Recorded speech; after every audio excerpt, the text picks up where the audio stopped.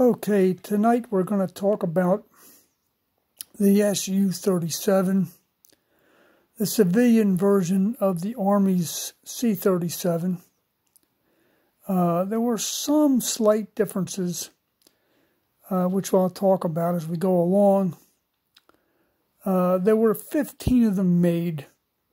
Between 1951 and 1953, they were sold. I have a suspicion they were all made at once. And maybe just sat around for a while until somebody wanted to buy them.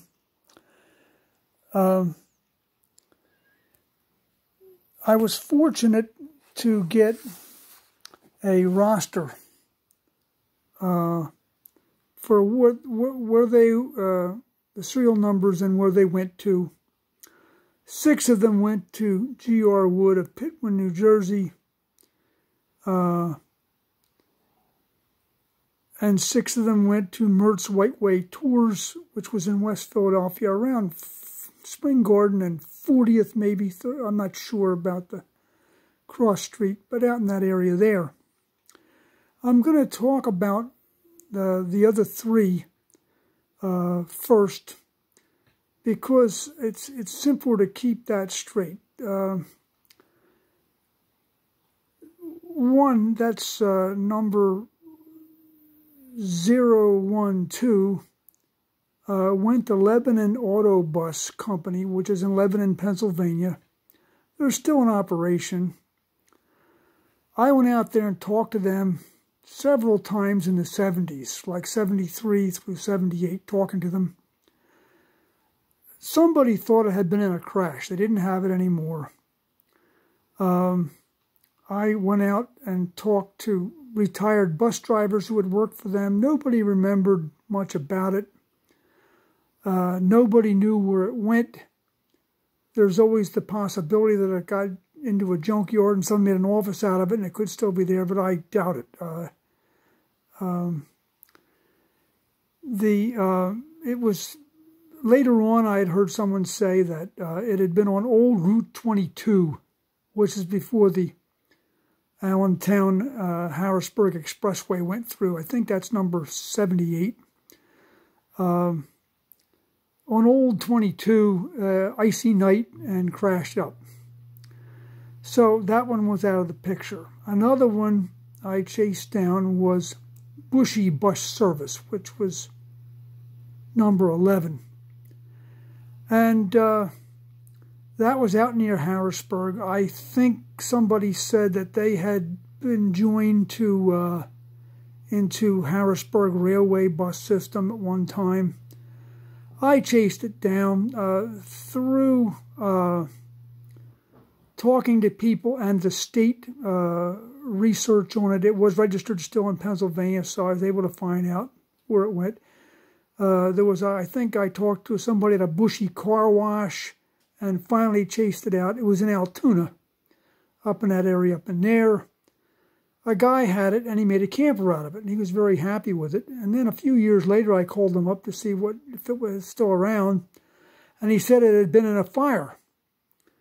And it was completely consumed, and he cut it all up for aluminum, and that was the end of that. I don't believe he saved the builder's plate. I think I asked him, but he didn't.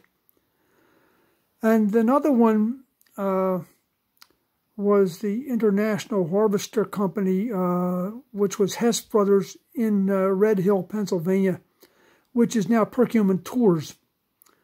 And that is number 8, I believe, if my eyes are looking across properly. And I chased it down, and somebody in the Harrisburg area, I believe, I can't remember now, had it. And he said he sold it to a minister in Washington, D.C. So I got the name of the minister, and the guy said, but I still have the title. When he came up here to pick it up, he didn't have enough money, so I kept the title. He owes me some money on it. I said, okay.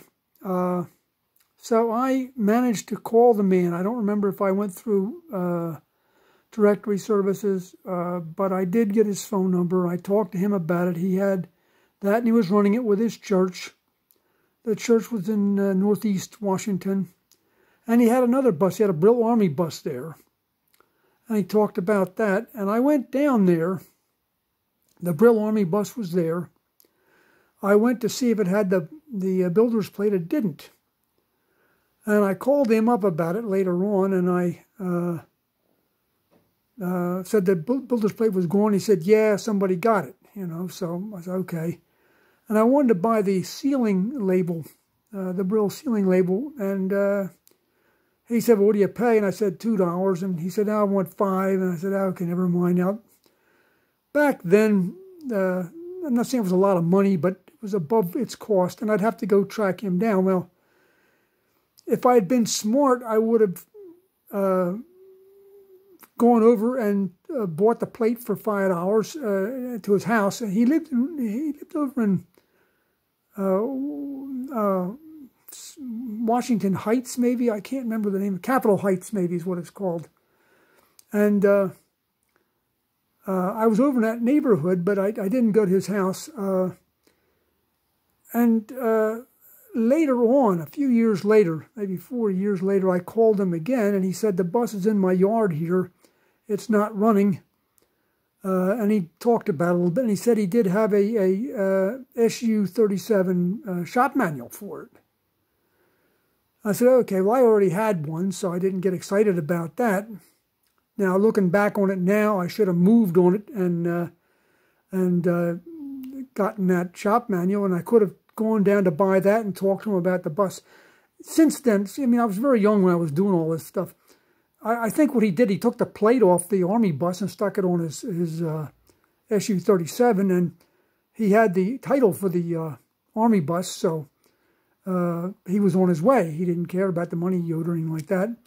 But I should have gone and talked to him and see if I could, somehow, if I looked at that bus and it had the Army plate on it, then I could ask him about the other plate. A lot of people are very suspicious when they've been dealing with things, and especially if they owe somebody some money on something. I didn't know if he thought I was from Pennsylvania. I was coming down to try and recapture the bus. I don't know. But anyway, that was those three SU-37s, and I didn't know at that much time about strategic thinking. I just went about things in a direct manner and didn't consider all the factors.